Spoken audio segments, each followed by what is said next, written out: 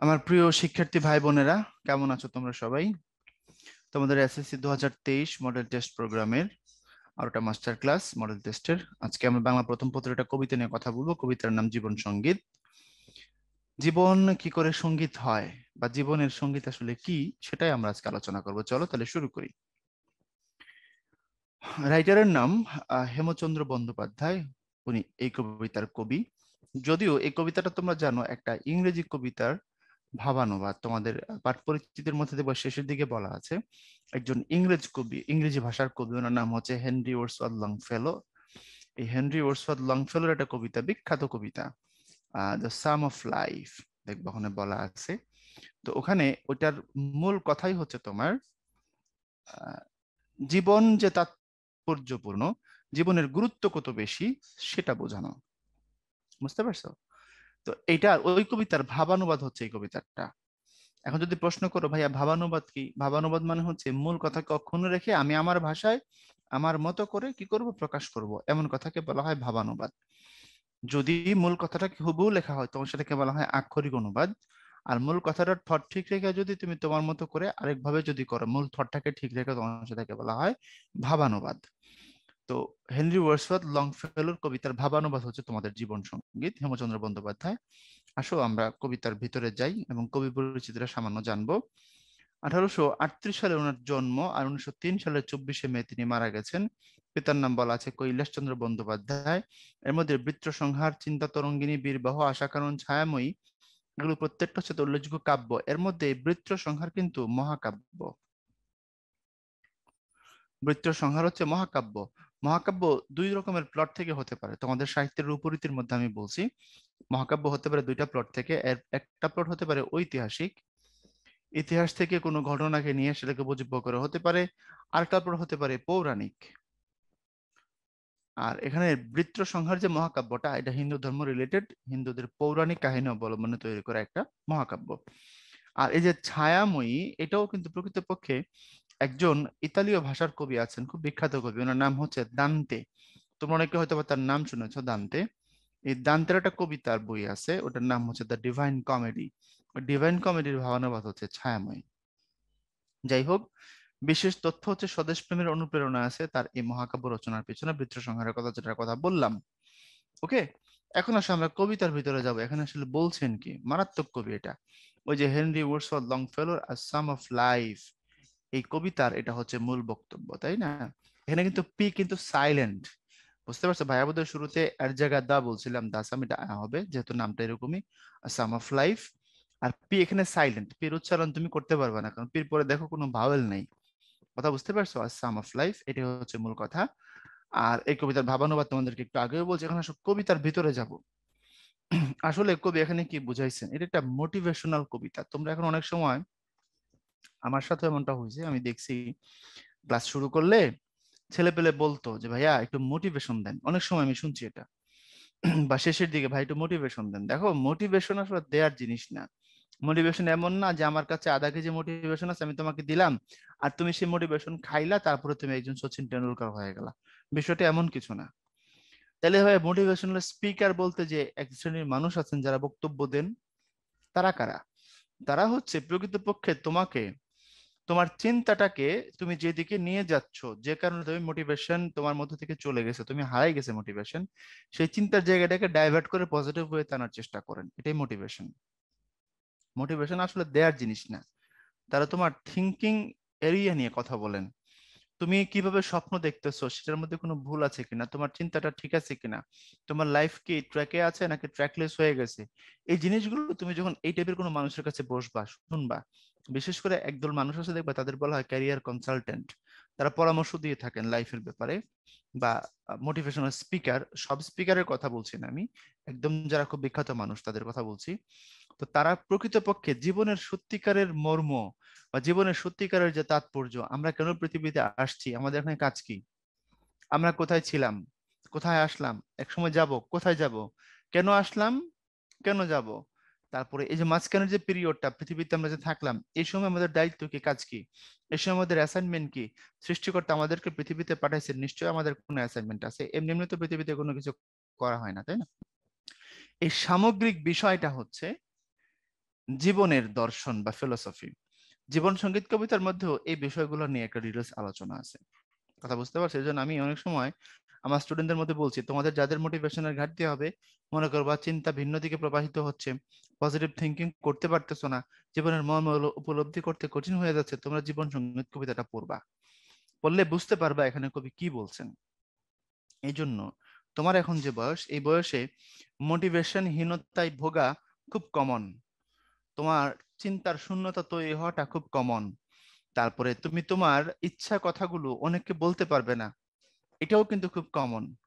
যেমন ধরো তুমি বললো আমি ডাক্তার হব, বাবা মা বললো না আমাদের বংশে ইঞ্জিনিয়ার নাই, তুমি ইঞ্জিনিয়ার হও, 5 জন ডাক্তার আছে, দরকার নাই আর ডাক্তারের। এখন তুমি কিন্তু তাদের স্বপ্ন বাস্তবায়ন করার জন্য কি করলে, ইঞ্জিনিয়ার হইলে, কিন্তু তোমার স্বপ্ন ছিল ডাক্তার হওয়া। এরকম করে বিভিন্ন রকমের একটা লাইফের বিভিন্ন জটিলতার ভিতরে তুমি এখন যাচ্ছ। তো তোমাদের জন্য এই কবিতাটা হতে পারে একটা ভালো মোটিভেশন এবং সলিউশন। কথা বুঝতে পারছো? এই জীবনটা সম্বন্ধে কি বলা আছে? বলা আছে পৃথিবীতে আমাদের জীবনটা ক্ষণস্থায়ী, কেমন আয়ু যেন শৈবালের নীর।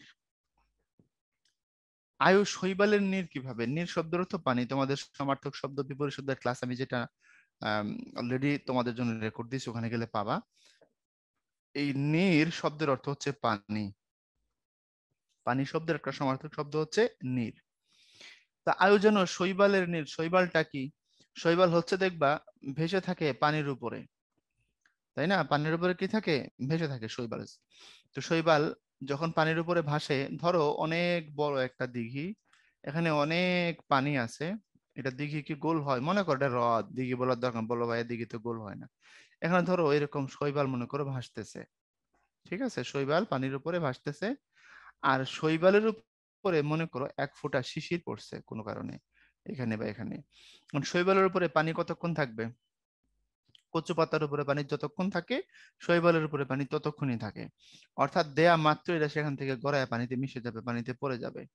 কচু পাতার পানি আর শৈবালের পানি অলমোস্ট একই রকম। এবার তো বুঝছো, কচু পাতায় পানি দিছো, ধম করে শেষ, পানি পড়ছে, ধম করে গড়ায় পড়ে যায়। অর্থাৎ মহাকালের মহাবিশ্বের তুলনায় পৃথিবীতে আমাদের জীবনটা খুব সামান্য সময়ের জন্য, পৃথিবীতে আমাদের জার্নিটা খুব সংক্ষিপ্ত সময়ের জন্য। মহাকালের তুলনায় আমরা খুব অল্প সময় পৃথিবীতে অবস্থান করি। সেটা কেমন, এটাই তিনি বুঝাইছেন এই উদাহরণটার মাধ্যমে। আয়োজন শৈবালের নীর, আমরা পৃথিবীতে আসছি আয়ু শৈবালের নীরের মতো, অর্থাৎ শৈবালের বাণী যতক্ষণ পৃথিবীতে আমরা ততক্ষণ, তারপর আমরা প্রত্যেকে মৃত্যুবরণ করব, আমরা মারা যাব। এখন পৃথিবীতে একদল মানুষ আছে হতাশাবাদী, তোমরা খেয়াল করবা, হতাশাবাদী একদল মানুষ আছে। তারা কোনো কিছুতে আশা খুঁজে পায় না, তারা বলে ধর কিসের সংসার, কিসের স্ত্রী, কিসের সন্তান, একদিন তো মরেই যাব, তাই না? কত 2-1 বছর আগে বোধহয় ফেসবুক একটা কথা খুব ভাইরাল হয়েছিল, সবাই সব কথার শেষে এটাকে অ্যাড করে দিত, ট্যাগ করতো, কি বলতো? বলতো একদিন তো মরেই যাব। বলছে বন্ধু কালকে তোর বার্থডে, চলো ওকে যে সারপ্রাইজ দিই, ওকে আমরা কি করব, সারপ্রাইজ দেবো। ওর মধ্যে বলতে সারপ্রাইজ দেওয়ার কি হবে, একদিন তো মরেই যাব।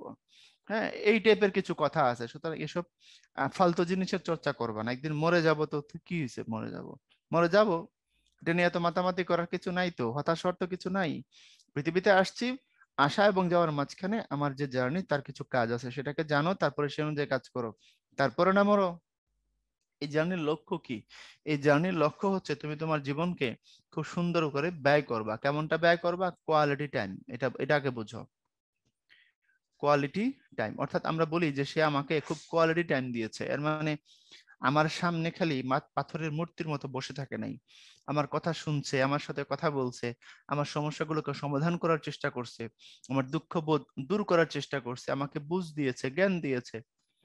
এই যে আমার সাথে যতক্ষণ সে ছিল, খুব পারফেক্টলি ছিল, এটাকে বলা হয় কোয়ালিটি টাইম।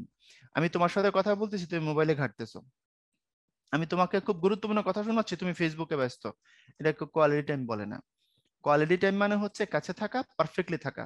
তো জীবনটাকেও এরকম কোয়ালিটি টাইমের মতো করে ব্যয় করতে হবে। পৃথিবীতে তোমার কিছু অ্যাসাইনমেন্ট আছে, তুমি কিছু কাজ নিয়ে আসছো, এবং এই কাজগুলোকে যদি আমি এক কথায় ব্যাখ্যা করি তোমাদের কবিতার আলোকে, সেটা হচ্ছে প্রচন্ড যুদ্ধের ভিতর দিয়ে টিকে থেকে তোমাকে এই জীবনের উদ্দেশ্য সফল করতে হবে। তো জীবনের উদ্দেশ্য সফল করা মানে কি? সফল করা মানে হচ্ছে আমরা পৃথিবী থেকে চলে যাব, পৃথিবীর পরবর্তী প্রজন্মের মানুষজন আমাদেরকে চিনে জানে, আমাদের নাম যেন মনে রাখে। তো নাম কেন, কিভাবে, কখন মনে রাখে? যদি আমি পৃথিবী এবং সমাজের জন্য কিছু করে যেতে পারি তখন, আদারওয়াইজ নট। বোঝো নাই। বাংলাদেশে বহু মানুষ জসিম নাম জন্মাইছে মারা গেছে, মানে 60 70 80 90 বছর বয়স হয়েছে তারপরে মারা গেছে, কিন্তু তুমি জসিমউদ্দিন বললে একজন কবি বা নায়ক জসিম বলে একজন নায়ককে হয়তো বা বোঝো। তোমরা হয়তো বা এই প্রজন্মের মানুষ নায়ক জসিমকে নাও চিনতে পারো, তো জসিমউদ্দিন কবিকে তো চিনো, তাই না? তো এটাই বলছিলাম, বাংলাদেশে বহু মুজিব নামের মানুষ জন্মগ্রহণ করে মারা গেছেন, কিন্তু শেখ মুজিবুর রহমান বললে বা মুজিবুর রহমান বললে বা মুজিব বললে অন্তত মানুষ একজন বিখ্যাত লিডারকে বোঝেন, ঠিক না?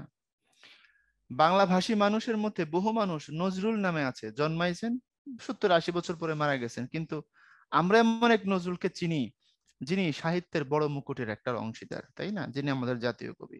এখন প্রশ্ন হচ্ছে, বলো কেন চিনি? তার নামের জন্য না কাজের জন্য? কি মনে হয়? অবশ্যই নামের জন্য নয়, তার কাজের জন্য চিনি। তো পৃথিবীতে তুমি যখন আসবে, পৃথিবীতে তোমার কি আছে? কিছু, তোমার কিছু অ্যাসাইনমেন্ট আছে, তোমার কিছু কাজ আছে, সেই কাজগুলো তোমার করে যেতে হবে। সেই কাজগুলো এক কথায় যদি বলি, এক কথায় বললে জীবন, তোমার যে লাইফ এটা হচ্ছে সংগ্রামী, এটা যুদ্ধক্ষেত্রের মতো, এখানে তোমাকে ফাইট করে টিকে থাকতে হবে, এটা কম্পিটিটিভ এক্সামের মতো, এবং টিকে থেকে তোমাকে এখানে কি করতে হবে? সাফল্য অর্জন করতে হবে। আর এই সাফল্য অর্জন করে সেটা মানবজাতির জন্য রেখে যেতে হবে, ব্যক্তিগত সাফল্য নয়, সমাজের জন্য, দেশের জন্য জীবন দিয়ে কিছু কাজ করে যেতে হবে, ভোগে নয়। ত্যাগেই প্রকৃত সুখ, এটাই বলছে। এবং আমরা এটা কিভাবে করব? আমরা করব হচ্ছে, আমরা এমন কাউকে আইডল মানবো, আমরা আমাদের জীবনের এই যাত্রাকে শুরু করব কাউকে গুরু মেনে। অর্থাৎ তুমি কাউকে আইডল মনে করে, কাউকে আইকন মনে করে, তার মতো করে তাকে ফলো করে কাজ করো, এবং যেটা হবে, তুমি যখন স্মরণীয় হওয়ার মতো কাজ করে মারা যাবে, পরবর্তী লাইফে তোমাকেও কেউ না কেউ মনে রাখবে, তোমার কাজের জন্য তোমার পদাঙ্ক অনুসরণ করে সাফল্যের দরজায় তারাও আসবে, এবং এর ভিতর দিয়ে তুমি স্মরণীয় হবা। এটাই জীবনের উদ্দেশ্য। খাইলাম তারপরে মরে গেলাম এক সময়, it's not a life man, come on. বুঝতে পেরেছো কি? তাহলে মহাজ্ঞানী ও মহান ব্যক্তিদের পথকে লক্ষ্য করে, তাদের পথ অনুসরণ করে বরণী হওয়ার চেষ্টা চালিয়ে যেতে হবে। এরপরে সাফল্য তৈরি করে দেওয়ার মালিক মহান স্রষ্টা আল্লাহ পাক। তুমি তোমার কাজ করে দাও। তো কাজে আমরা করব, আসলে আমরা শুরু করি। এখানে কিছু তথ্য আছে। বাহ্য দৃশ্যে মনকে ভুলাতে নিষেধ করা হয়েছে, ইয়েস, মারাত্মক একটা ইনফরমেশন। আমরা অনেক সময় কি করি, বাহ্যিক দৃশ্যকে সামনে যারা দেখতে পাই খোলা চোখে, সেটার প্রতি আমরা বিশ্বাস তৈরি করে ফেলি, এবং আমরা জীবনের মূল উদ্দেশ্যকে ভুলে যাই। বলছে না, বাহ্য দৃশ্যে কি করা যাবে না, ভুলে যাওয়া যাবে না। তুমি চাকচিক্য দেখে চকচক করলে কি হয় না, শোনা হয় না। বাইরের জিনিস দেখে, চাকচিক্য দেখে জীবনকে মনে করো না তুমি ভোগবিলাস করার জন্য পৃথিবীতে আসছো। মানুষের জীবনের বাহ্যিক চাকচক্য দেখে এটাকে আইডল বা আইকন হিসেবে নিও না। তোমার জীবনের উদ্দেশ্য সেটা নয়। তুমি তোমার জীবন সাফল্য দ্বারা পরিপূর্ণ করো। আয়োজন শৈবালের নীর বলেছি, মহিমাই জগতের দুর্লভ। হ্যাঁ, পৃথিবীতে মহিমা, সত্যিকারের মহিমা অর্জন, এগুলো দুর্লভ। যারা তৈরি করতে পারে তারা স্মরণীয় হন। আকিঞ্চন শব্দের অর্থ চেষ্টা বা আকাঙ্ক্ষা। তুমি চেষ্টা করে যাও, ওহে যে আকিঞ্চনটা লাইন আছে, তুমি চেষ্টা করে যাও, চেষ্টা করলে কি হবে? সাফল্য তৈরি হবে। এরপরে শেষের দিকে বলা আছে যে আমরা সেই কীর্তি ধ্বজার কথা বলছি, সেই ধ্বজা শব্দের অর্থ হলো পতাকা বা নিশান। এরপরে আসো আমরা চলে যাব হচ্ছে অবজেক্টিভে। অবজেক্টিভ গুলো একটু আগে আগে দ্রুত আসছে এখানে এমসিকিউ তে, কারণ এমসিকিউ গুলো সহজ মনে হলেও সহজ না। আবার প্রতিটা এমসিকিউ তে তোমার অনুধাবন, কিছু কিছু জায়গায় আছে অনুধাবন মূলক প্রশ্ন হয়, এরকম অনুধাবনের ফ্লেভার আছে, এরকম প্রচুর এমসিকিউ আছে এই টপিকটার উপরে। আর মোটামুটি বলতে গেলে প্রতিটা লাইন থেকে ঘুরে ফিরে বিভিন্ন ভাবে এমসিকিউ বলো, জ্ঞানমূলক বলো, বা অনুধাবনের প্রশ্ন বলো করা যায়। এটা হচ্ছে এমন একটা টপিক।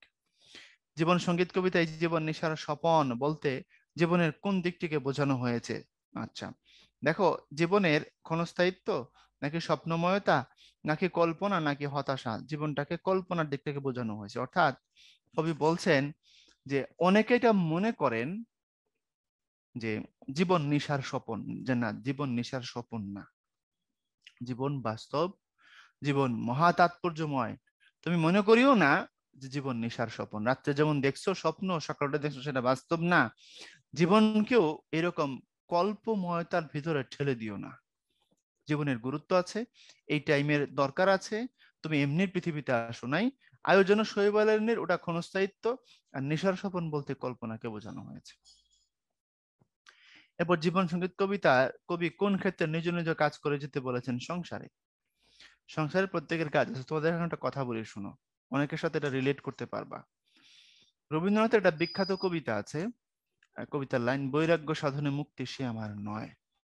অর্থাৎ বৈরাগ্যে মুক্তি এটা আমি কাম্য মনে করি না, সেটা আমার জন্য না। বৈরাগ্যটা কি, ভালো করে শুনবা।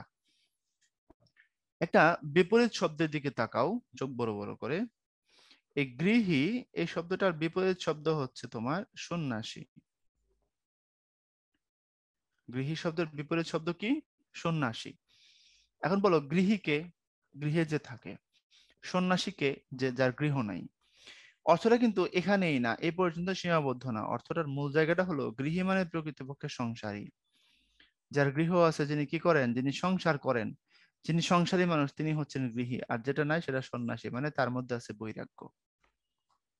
অর্থাৎ কেউ যদি মনে করে যে স্ত্রী, সন্তান, বাচ্চা কাচ্চা, এই পৃথিবীর বন্ধন, এই সংসারের ঝামেলা, এইটা জীবনের উদ্দেশ্য না, আমি জঙ্গলে চলে যাব, তারপরে যায় মহান সৃষ্টিকর্তার সাধনা করতে করতে একসময় কি হয়ে যাব, বিশাল সাধক পুরুষ হয়ে যাব, এটা করতে নিষেধ করা হয়েছে।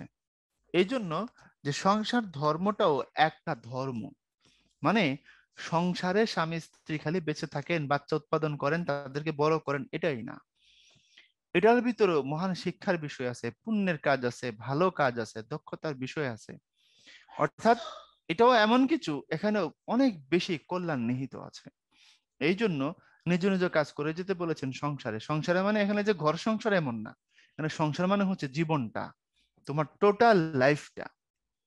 কথা বুঝতে পারছো? যার যেটা কাজ সে যেন সেটাকেই করে। এখন যার যেটা কাজ সেজন সেটাকে করবে, তখন সে সেখান থেকে কি করতে পারবে, সাফল্য তৈরি করতে পারবে।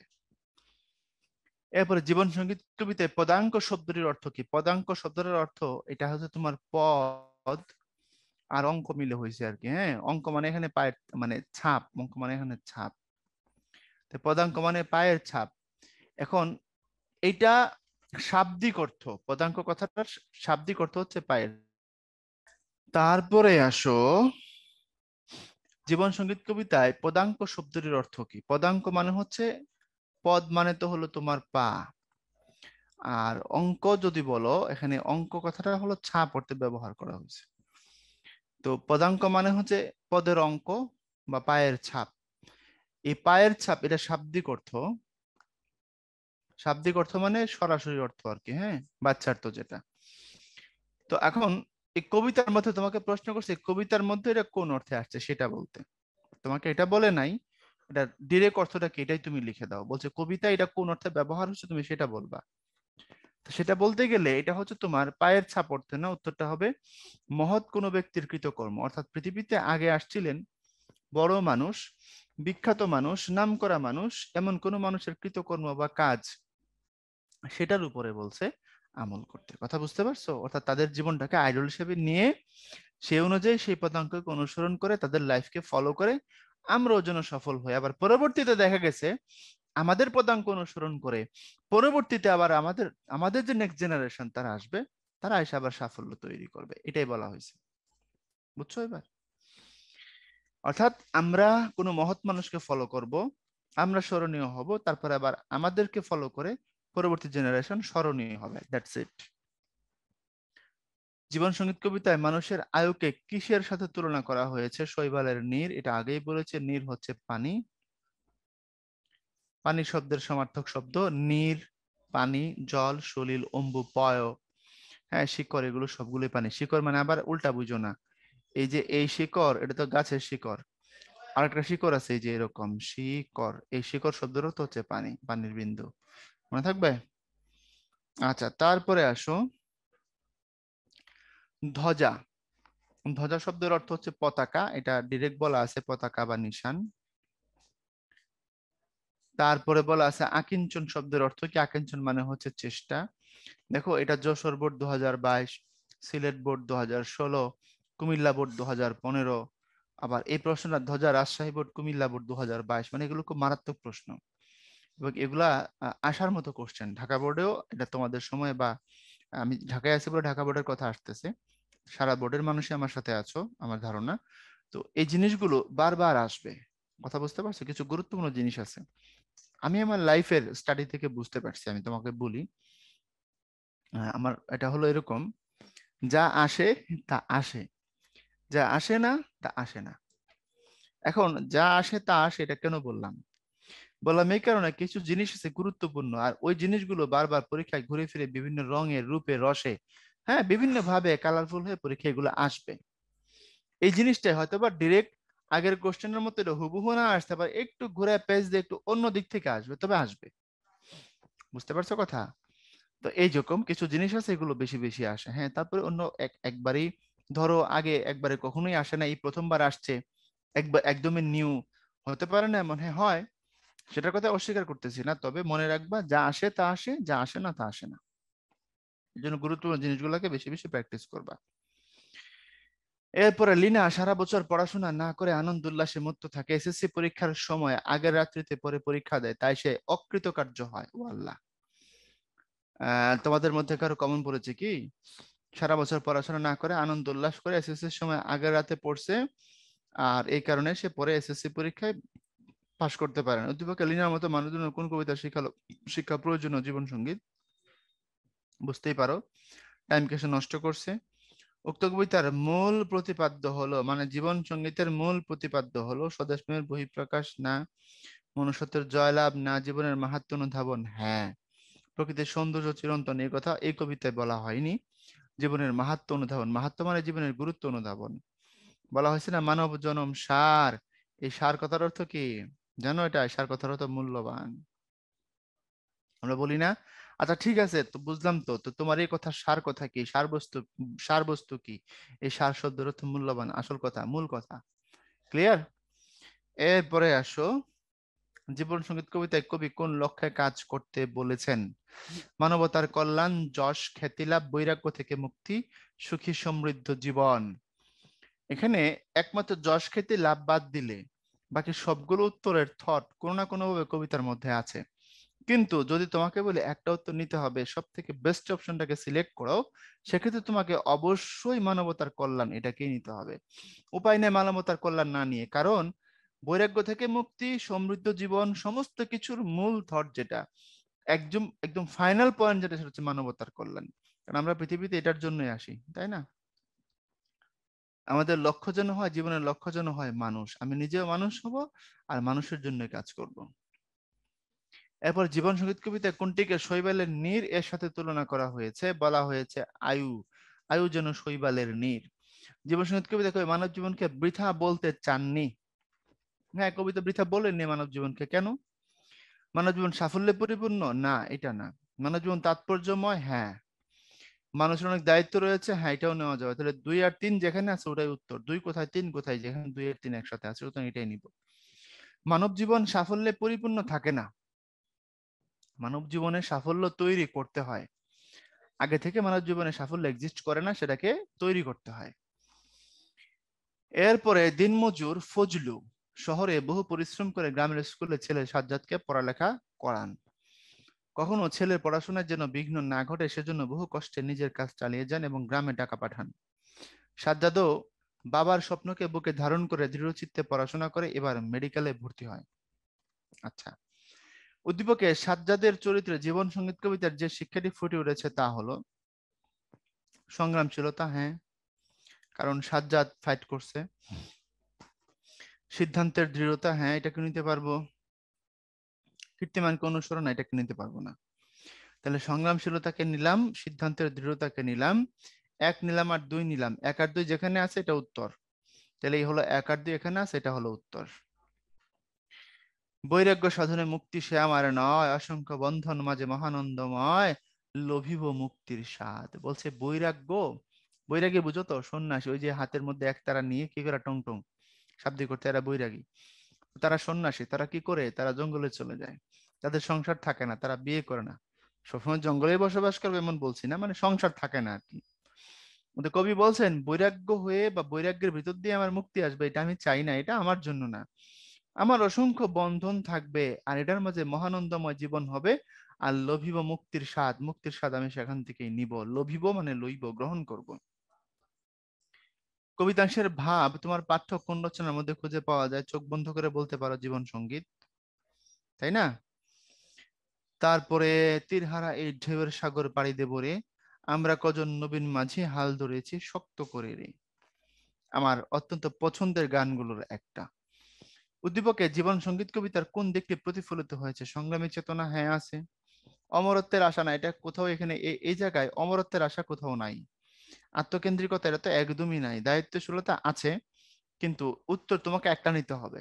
এর জন্য এটা তুমি এটাও নিতে পারবে না। এর থেকে ভালো উত্তর, একদম টপ ক্লাস উত্তর হচ্ছে সংগ্রামী চেতনা। কারণ তীরহারা এই ঢেউয়ের সাগর পাড়ি দেব, অর্থাৎ এমন এক সাগর দিয়ে আমি চলছি, তীর নাই কুল কিনার নাই, আর আমরা মাঝিরা নবীন নতুন, আমরা শক্ত করে হাল ধরেছি, সুতরাং সংগ্রাম, সুতরাং ফাইট, স্ট্রাগল। ওকে, দায়িত্বশীলতা উত্তর আমরা নিতে পারবো না, কারণ এটা খুব সামান্যই ফ্লেভার দেয়। বুঝতে পারছো? টোটাল কনসেপ্ট যেটা সেটা হবে সংগ্রামী চেতনা, এটাই উত্তর হবে। ক্লিয়ার কেন হইলো বুঝতে পারছো? কাছাকাছি গেলেও আমরা নিতে পারি না যদি একটা নেওয়ার চান্স থাকে। যদি একটার কথা বলে তখন আর কাছাকাছি উত্তরগুলোকে আমরা চাইলেই নিতে পারবো না। কখনো কখনো কাছাকাছি উত্তর আমরা পাই। যেমন ধরো আমরা এখানে তোমার যে আয়ু শৈবালের নীর, এই যে এখানে দেখো, জীবন সঙ্গীত কবিতা কবি কোন লক্ষ্যে কাজ করতে চান? মানবতার কল্যাণ তো বটে, সুখী সমৃদ্ধ জীবন এটাও কিন্তু কাছাকাছি উত্তর। বৈরাগ্য থেকে মুক্তি এটাও তো উত্তর। কারণ কবি বৈরাগ্যকে কি করেননি, সমর্থন করেননি। কবি বলেছেন যারা বলে দারাপুত্র পরিবার কে কার, তুমি কার, কে তোমার, এসব যারা বলে এটা ঠিক বলে না এরা। অর্থাৎ সংসার বন্ধনকে যারা অস্বীকার করে তারা ঠিক না, তারা সত্য পথে নাই, দে আর ট্র্যাকলেস। তো সেই জায়গা থেকে তো এই কথাটা তো কাছাকাছি উত্তর। সুখী সমৃদ্ধ জীবন কাজ করলে তো আমরা সমৃদ্ধ সুখী জীবন হবে বা সাফল্য মণ্ডিত হবে। দেখো একটু একটু কিন্তু কানের পাশ দিয়ে এরা যায়, কিন্তু তুমি এগুলো নিতে পারবে না। তোমাকে এখান থেকে কি করতে হবে, একটা নিতে হবে। একটা নিতে এমন জিনিস নিতে হবে যেটার ভিতরে সবগুলো আছে। অর্থাৎ তুমি যখন মানবতার কল্যাণে কাজ করবা, তোমার অটো তুমি বৈরাগ্যে থাকলে মানবতার কল্যাণে কাজ করতে পারবা না। তাহলে মানবতার কল্যাণে কাজ করার ভিতরে বৈরাগ্য থেকে মুক্তি এটা পড়ে। আর মানবতার কল্যাণে কাজ করার ভিতরে সুখী সমৃদ্ধ জীবন এটাও পড়ে। সুতরাং ইটস এ টোটাল কনসেপ্ট। এই জন্য আমরা মানবতার কল্যাণ এটাকে উত্তর হিসেবে নিয়েছিলাম। কাছাকাছি গেলেও আমরা নিতে পারবো না, যেহেতু মাল্টিপল থাকে। সব থেকে ভালো উত্তরটা, সব থেকে অথেন্টিক যে ইনফরমেশনটা, সেটাকে নিতে।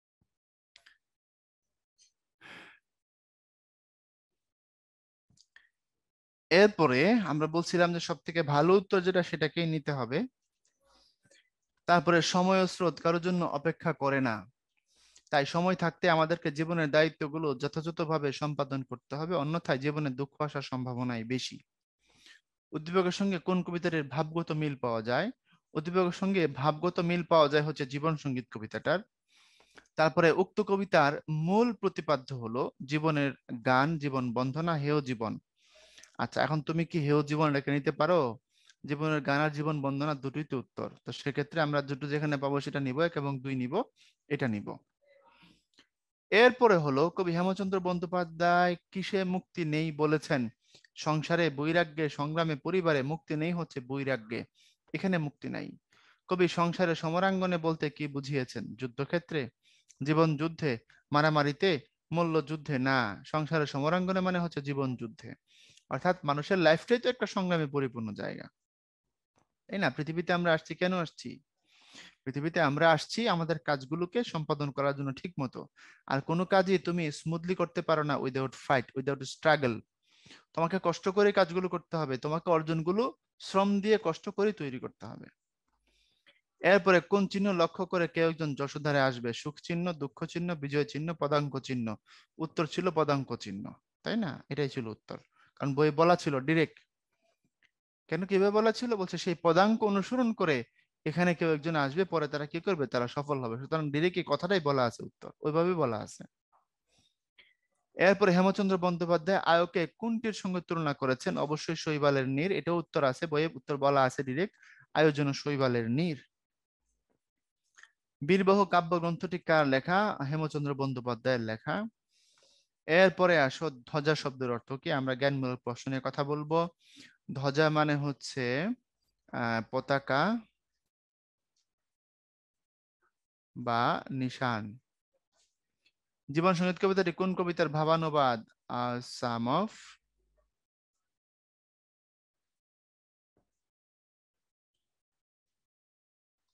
লাইফ। ওকে। বৃত্র সংখ্যার কি ধরনের রচনা? এটাও দিনাজপুর বোর্ড 2022 মহাকাব্য। তারপরে জীবনের উদ্দেশ্য কি নয়, হ্যাঁ, করোনা সুখের আশ, করোনা দুঃখের ফাঁস, জীবনের উদ্দেশ্য তা নয়। বুঝতে পারছো? অর্থাৎ সুখের আশা করে দুঃখের ফাঁস পড়া এটা জীবনের উদ্দেশ্য না। পৃথিবীতে আমরা আসছি কাজ করব, কাজ সংগ্রামের মধ্যে থাকব, এটাই চূড়ান্ত লক্ষ্য। তারপরে বাহ্য দৃশ্য শব্দের অর্থ কি বাহ্যিক দৃশ্য, বাইরের চাকচিক্য আমরা যেটা দেখতে পাই। জীবন সঙ্গীত কবিতার ইংরেজি কোন কবিতার ভাবানুবাদ, এই প্রশ্নটা দেখো দুইবার আসছে। তোমার এখানেও আসছে এটা জীবন সঙ্গীত কবিতার কোন কবিতার বঙ্গানুবাদ বা ভাবানুবাদ, আবার এখানেও দেখো আসছে জীবন সঙ্গীত কবিতার কোন কবিতার ভাবানুবাদ। এটা বরিশাল বোর্ড 17-এর প্রশ্ন। এখন আমরা বলবো আ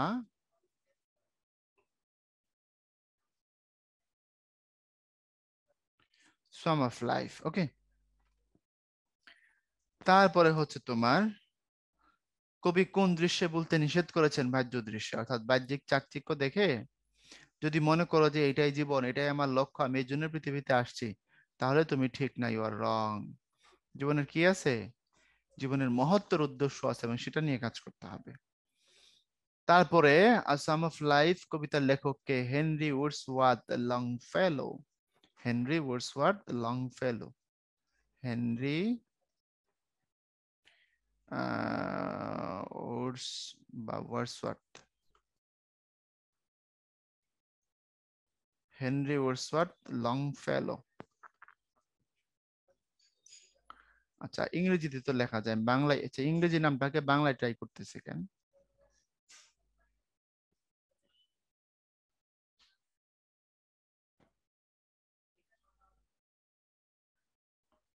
আমার বানান ভুল যদি হয় এটা মিলিয়ে নিও ভাইয়া, হ্যাঁ, লংফেলো বানানটা ম্যাচ করাই নিও। হেনরি ওয়ার্ডসওয়ার্থ লংফেলো, ওনার হচ্ছে বিখ্যাত কবিতা সাম অফ লাইফ, এই কবিতার লেখক উনি। ওকে, বানানটা দেখে নিও প্রয়োজনে। হেনরি ওয়ার্ডসওয়ার্থ, ঠিক আছে, লংফেলোটা দেখে নিতে পারো চাইলে। ওকে, দুঃখের ফাঁস পড়া কিসের উদ্দেশ্য নয়? আমরা জানি জীবনের উদ্দেশ্য নয়। ধরো তুমি কারো কাছ থেকে কোনো কিছু একটা প্রত্যাশা করছো, এবার শোনো, প্রত্যাশার সাথে প্রাপ্তি না মিললে আমরা কি করে হতাশ হই। তুমি কারো কাছ থেকে কিছু একটা চাইছো যে ওনার কাছ থেকে তুমি খুব কিছু একটা পাবে, কিন্তু এক পর্যায়ে গিয়ে দেখা গেল তুমি সেটা আর পাওনি, হয়তো উনি সেভাবে ভাবেন নাই, তুমি নিজের মতো করে প্রত্যাশা করে বসে আছো যে আমি পাবো, কিন্তু শেষে গিয়ে দেখলে তিনি তোমাকে কিছু দেন নাই। তখন তোমার কিন্তু প্রচন্ড কষ্ট হবে। কষ্টটা কেন হয়েছে? কারণ তুমি ওখান থেকে কিছু পাবা তাই প্রত্যাশা করেছিলে, এই জন্য। যদি প্রত্যাশা না করতো তোমার কষ্ট হতো না। বুঝতে পারছো? যেমন ধরো উদাহরণ দিচ্ছি, কারো মামা, হ্যাঁ, বিদেশে থাকে, লন্ডন থেকে আসতেছে।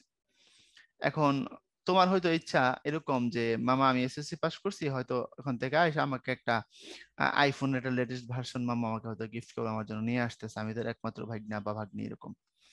আর মামা আয়সা তোমাকে কোনো কিছু দিল না, তখন তোমার মনটা খুব খারাপ হবে। মামা কিন্তু এভাবে ভাবে নাই, তোমাকে যে আয়সা তার একটা আইফোন দেওয়া লাগবে ওই চিন্তাটা মামা করেন নাই, হয়তো বা করলে হয়তো আবার দিতেন অথবা না দিতেন, সেটা বুঝলাম। কিন্তু তুমি যে প্রত্যাশা করছো তুমি পাবে, এখন যখন পাও নাই তখন তোমার খুব খারাপ লাগবে। এই জন্য দুঃখের ফাঁস পড়া কিশোর উদ্দেশ্য না, জীবনের উদ্দেশ্য না। দুঃখের ফাঁস মানুষ কখন পড়ে? যখন মানুষ সুখের আশা করে। তুমি যখন অতিরিক্ত সুখের আশা করবা, এটা পাবো ওইটা পাবো, জীবন এটা হবে ওইটা হবে, সুখের আশা করলেই জীবন শেষ। বুঝতে পারছো? কবি কিভাবে যুদ্ধ করতে বলেছেন? প্রাণপণে তুমি যুদ্ধ করবা, করো যুদ্ধ বীর্যবান, তুমি তোমার সর্বশক্তি দিয়ে সেখানে ফাইট করবা, ফাইট করলে তুমি কি করবে? সাফল্য তৈরি করবে। এরপরে আয়োজন ও শৈবালের নীড় বলতে কি বোঝানো হয়েছে আমরা অনুধাবনে চলে আসছি। আমি এই কথাগুলো বারবার তোমাদের বলে আসছি, সুতরাং এখানে আর খুব বেশি সময় লাগার কথা না। আয়োজন ও শৈবালের নীড় বলতে বোঝানো হয়েছে আমাদের যে জীবন, আমাদের যে পৃথিবীতে আমাদের থাকবো, আমাদের জীবনটা হচ্ছে ক্ষণস্থায়ী। কথা বুঝতে পারছো? আমরা খুব অল্প সময়ের জন্য আমরা এই জার্নিটা পৃথিবীতে করতে আসছি, আমরা পৃথিবীতে আসছি, পৃথিবী থেকে আবার মারা যাব। বাংলাদেশের এখন গড় আয়ুর হিসাব যদি করো আমরা কতদিন বাঁচি, তাই না? 70-এর আশেপাশে আমরা উঠতে পারি, আমাদের গড় আয়ুটা এমনই। তো এখন দেখো, এই যে 73, 74, 75 বছর, 76 বছর যাই বলি না কেন, এটাকে তুমি টোটাল পার্সপেক্টিভ হিসেবে কি দেখবা? আমি রাউন্ড ফিগারে আসি, রাউন্ড ফিগার দিয়ে বলি 70 বছর। এখন মহাকাল হিসাব করলে তার সাথে আমরা খুব সামান্য সময় পৃথিবীতে থাকি, চোখের পলক ফেলার মতো সময় মহাকালের তুলনায়।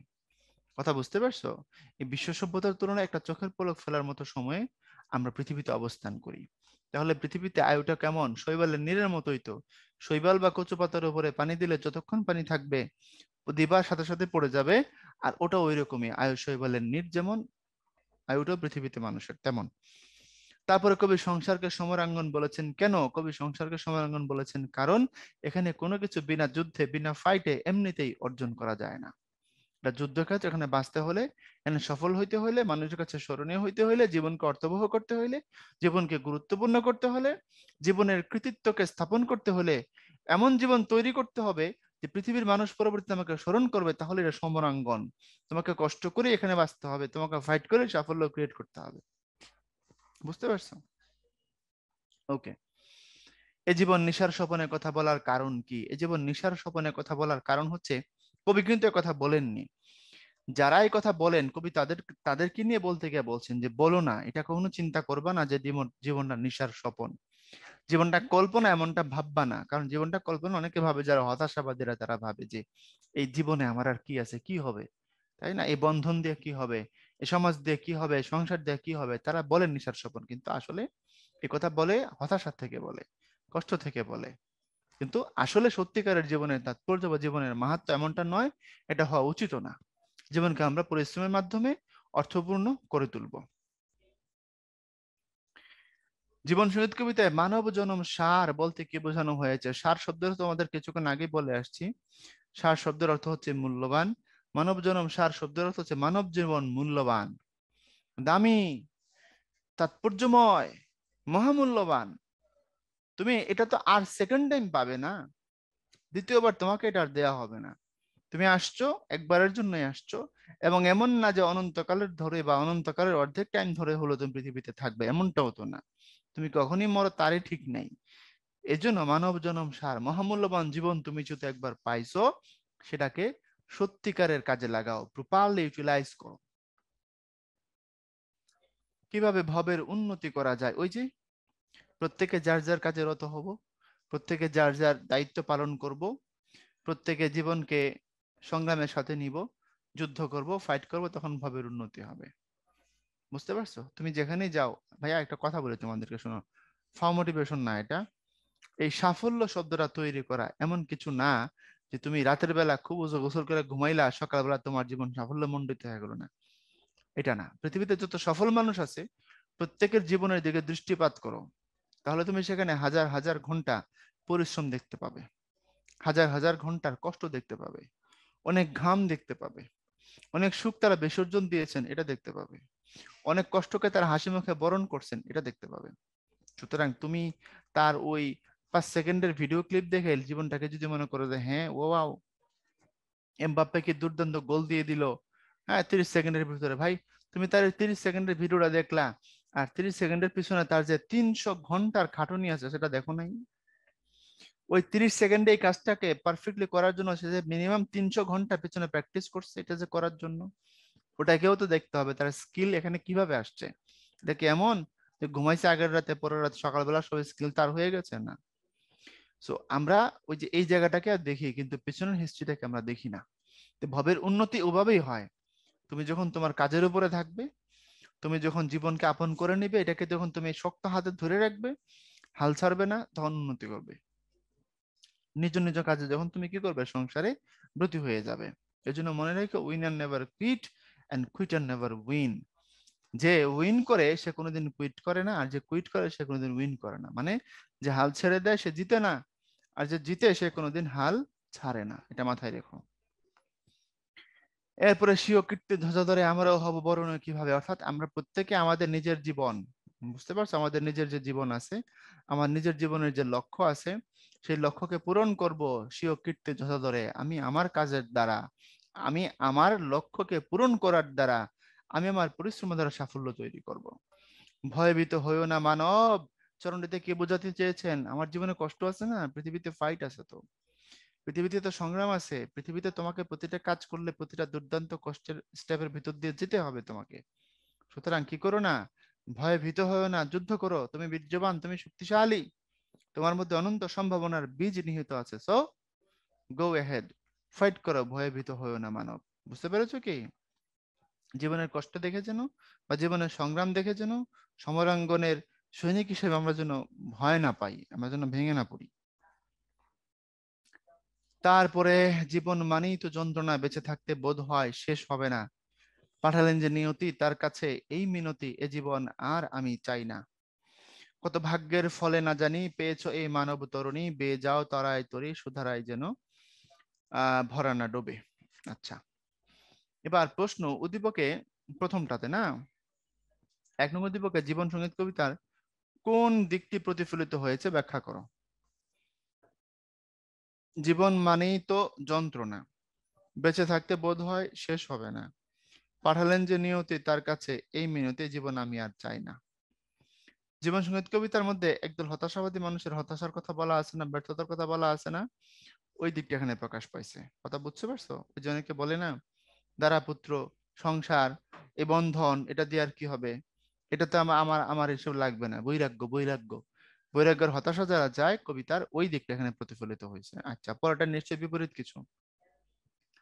কত ভাগ্যের ফলে না জানি পেয়েছো এই মানব তরণী, বেয়ে যাও তরায় তরি সুধারায় যেন ভরা না ডুবে। বলছে কত ভাগ্যের ফলে না জানি তুমি মানব তরণী পাইছো, মানে এই জীবনটা পাইছো, মূল কথাটা আসো, এবং সেই তরায় সেই তরিটাকে, সেই নৌকাটাকে, মানে জীবন নামের নৌকাটাকে, তোমার লাইফটাকে তুমি এমন ভাবে বাইবে, এটা যেন কোনোভাবেই কিনা হয়, ডুবে না যায়, তুমি যেন ফেইলিওর না হও। এখন দেখো উদ্দীপক 2-এ, উদ্দীপকের সরি 2 নং উদ্দীপকের মূল ভাবে জীবন সঙ্গীত কবিতায় কবিতার কবির আকাঙ্ক্ষার প্রকাশ ঘটেছে, মন্তব্যের যথার্থ বিশ্লেষণ করা। হ্যাঁ, তুমি বলবা আকাঙ্ক্ষার প্রকাশ ঘটেছে, আমি এতে একমত। এরপরে একমত বলে জ্ঞানটা দিয়ে তারপরে তুমি শুরু করবা মন্তব্যের যথার্থতা। কারণ এই কবিতার মধ্যে উনি দেখাইছেন কি, কবিতার মধ্যে দেখাইছেন যে এক ধরনের হতাশাবাদী আছে, কষ্টের ভিতরে থাকে, দুঃখের ভিতরে থাকে, তারা মনে করে জীবনের বন্ধন কি, এটা দিয়ে কিছু হবে না। তারপরে দেখাইছেন, কবি নিজে বলছেন যে এসব বাদ দাও, পৃথিবীতে সংগ্রাম করো, ফাইট করো, কষ্ট করো, সাফল্য তৈরি করো, বিজয়কে ছিনায় আনো, এটাই তোমার জীবনের লক্ষ্য। তাহলে এখানে কি বলছে দেখো তো, কত ভাগ্যের ফলে না জানি পেয়েছো এই মানব তরুণী, বেয়ে যাও তরায় তরি সুধারায় যেন ভরা না ডোবে। বুঝছো কথা? তাহলে বলছে কত কষ্ট করে তুমি পাইছো এই মানব তরুণী, এটাকে বাইতে হবে। কবিও তো বলছেন মানব জীবন সার এমন পাবে না আর, বলছে না মানব জীবন মহামূল্যবান, যেহেতু মানব জীবন মহামূল্যবান, তুমি এটাকে আর পাবে না, এটাকে প্রপারলি ইউটিলাইজ করো, এটাকে ব্যবহার করো, ব্যবহার করে সাফল্য ক্রিয়েট করো। সুতরাং এটার যে মূল ভাব, জীবনকে এখানে যথার্থ ব্যবহারের কথা বলা হয়েছে, আর কবির আকাঙ্ক্ষার যে প্রকাশ, সেটাও তো জীবনকে যথার্থ ব্যবহারের কথাই বলা হয়েছে, জীবনের মাহাত্ম্যই বর্ণনা করা হয়েছে। So both are similar or parallel. Okay. আর উপরে দেখো, জীবন মানে যন্ত্রণা, জীবন শেষ হইব না, আল্লাহ পাঠাইছে, তার আমি বলি আমার তুল্লা নেও, ও ঠিক আছে, এ জীবন আমি আর চাই না, হিরো আলমের মতো আল্লাহ আমার তুল্লা নাও। তুল্লা নেওরা কারা? তারা হচ্ছে হতাশ পাবলিক। তাহলে জীবন সঙ্গীত কবিতা কোন দিক প্রতিফলিত হয়েছে? হতাশার দিকটা, কষ্টের দিকটা, মানুষ যেটাকে এখান থেকে কুইট করতে চায়, সেই সেই জায়গাটা বর্ণিত হয়েছে। আচ্ছা, তারপরে রবার্ট ব্রুস 6বার যুদ্ধে পরাজিত হয়ে এক সময় হতাশ হয়ে বনে চলে যান। সেখানে দেখেন একটা মাকড়সা জাল বুনতে গিয়ে বারবার ব্যর্থ হচ্ছে। অবশেষে সেটি 7ম বারে সফল হয়। এ ঘটনা রবার্ট ব্রুসের মনে উৎসাহ জাগায়। তিনি বুঝতে পারেন জীবনে সাফল্য ব্যর্থতা অঙ্গাঙ্গিভাবে জড়িত। তাই তিনি আবার পূর্ণ উদ্যমে যুদ্ধে অংশগ্রহণ করে বিজয়ী হন। আমরা রবার্ট ব্রুসের কাহিনী জানি, বিশেষত আমার যতদূর মনে পড়ে, তোমরা এটা রিঅ্যারেঞ্জে পড়ো, ইংলিশে থাকতে পারে বা ইংরেজি বইও স্টোরি থাকতে পারে। এই কাহিনী আমরা প্রত্যেকে জানি, স্কটল্যান্ডের রাজার কথা। আচ্ছা, দেখো প্রশ্ন, পরাজয়ের গ্লানি রবার্ট ব্রুসের মনের উপর যে প্রভাব বিস্তার করে, সেটা জীবন সঙ্গীত কবিতার সাথে কিভাবে সাদৃশ্যপূর্ণ তা ব্যাখ্যা করো। আচ্ছা, তারপরে হতাশা নয় বরং সহিষ্ণুতা ও ধৈর্য মানুষের জীবনে সাফল্য বয়ে আনে, উদ্দীপক ও জীবন সঙ্গীত কবিতা অবলম্বনে উক্তির বিশ্লেষণ করো। দেখো, পরাজয়ের গ্লানি রবার্ট ব্রুসের মনের উপর যে প্রভাব বিস্তার করে, সেটি জীবন সঙ্গীত কবিতার সাথে কিভাবে সাদৃশ্যপূর্ণতা ব্যাখ্যা করো। এখন দেখো, কবিতায় যাব, সরি গল্পে যাব। রবার্ট ব্রুস পরপর 6বার যুদ্ধে পরাজিত হয়ে একসময় হতাশ হয়ে বনে চলে যান। সেখানে দেখেন একটা মাকড়সা জাল বুনতে গিয়ে বারবার ব্যর্থ হচ্ছে। অবশেষে সেটি 7ম বারে সফল হয়। এই ঘটনা রবার্ট ব্রুসের মনে উৎসাহ জাগায়। এখানে প্রশ্ন করছে, পরাজয়ের গ্লানি রবার্ট ব্রুসের মনের উপর যে প্রভাব বিস্তার করে সেটি জীবন সঙ্গীত কবিতার সাথে কিভাবে সাদৃশ্যপূর্ণ। তাহলে পরাজয়ের গ্লানি রবার্ট ব্রুসের উপর কি প্রভাব বিস্তার করছে? হতাশা। আর তিনি হতাশ হয়ে কই গেছেন? জঙ্গলে গেছেন গা। এখন জীবন সঙ্গীত কবিতার সাথে কিভাবে সাদৃশ্যপূর্ণ? জীবন সঙ্গীত কবিতার মধ্যেও বলা আছে, জীবন সঙ্গীত কবিতার মধ্যেও তো হতাশার কথা বলা আছে, তাই না? এখানে হয়তো রবার্ট ব্রুস তার জীবন থেকে সে পরাজিত হয়েছে, আর তারপরে তার মধ্যে হতাশা আসছে। আর কবিতার মধ্যেও তো একদল মানুষের কথা বলা আছে, যারা এই জীবনকে মূল্যবান মনে করে না, হেলাই কাটায় দেয়, কাজে লাগায় না, যারা মনে করে এই বন্ধন দিয়ে, এই পৃথিবী নামের জায়গায় এই অ্যাসাইনমেন্ট দিয়ে কি হবে। তাহলে বুঝছো কথাটা কিভাবে সাদৃশ্যপূর্ণ? রবার্ট ব্রুস যেরকম যুদ্ধে পরাজিত হয়ে হতাশ হয়ে গেছিল, জঙ্গলে চলে গেছিল, বৈরাগ্য হয়ে গেছিল, সংসার ছেড়ে দিছিল, কবিতাতেও একদল মানুষ আছে যারা কি করতে চায়, যারা ওই সংসারী না, যারা এই বন্ধনে আসতে চায় না, যারা বৈরাগ্যের মধ্যে মুক্তি খুঁজে। সুতরাং এই দুইটা এই দিক থেকে সাদৃশ্যপূর্ণ। এরপরে বলছে হতাশা নয় বরং সহিষ্ণুতা ও ধৈর্যই মানুষের জীবনে চরম সাফল্য বয়ে আনে। উদ্দীপক ও জীবন সঙ্গীত কবিতা অবলম্বন উক্তিটি বিশ্লেষণ করো। এটা এতক্ষণ ধরে যত কথা বলছি অসংখ্য বার বলে গেছি। তুমি হতাশ হবা না, সহিষ্ণু হবা। সহিষ্ণু হওয়া মানে কাজে লেগে থাকা, কনসিস্টেন্সি ধরে রাখা, এবং ধৈর্য, প্যাশন্স থাকা, পারসিভিয়ারেন্স। তুমি পড়ে থাকবা কাজের উপর। এই দুটোই তোমার জীবনে কি আনবে? সাফল্য আনবে। এটা কবিতা তো একই কথা বলা আছে, উদ্দীপকে একই কথা বলা আছে, কারণ আলটিমেটলি রবার্ট ব্রুস কি করছেন? সপ্তমবার ওই মাকড়সার জাল দেখে এরপরে তিনি যুদ্ধ করে সফল হয়েছেন। একসময় সহিষ্ণুতা এবং ধৈর্যের মাধ্যমে এটা হয়েছে। কথা ক্লিয়ার?